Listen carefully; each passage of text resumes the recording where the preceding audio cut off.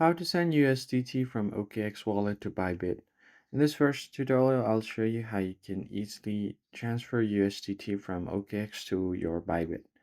Open up OKX Wallet and make sure to log into your account. Once you make sure that you log in, you just need to verify your account. And once all of the process is done, tap on the send icon at the top left corner of your screen. Now, once you send it, you're gonna need an wallet address to send your USDT to. But before you do that, you could just go ahead and check if you have USDT or not. Once you tap on USDT, you can scroll up on the top of your screen to select a network. You could go with BNB Smart Chain or Solana.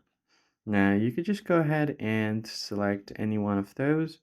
And finally, you can open up your Bybit. And here on Bybit, you could just go ahead and click on deposit and then click on deposit crypto.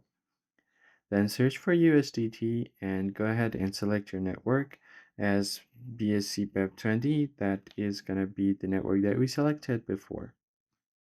Once you select your network, copy the wallet address and then go back and paste the wallet address on OKX. Now tap on confirm and enter the amount of USDT that you want to send to Bybit and then tap on next.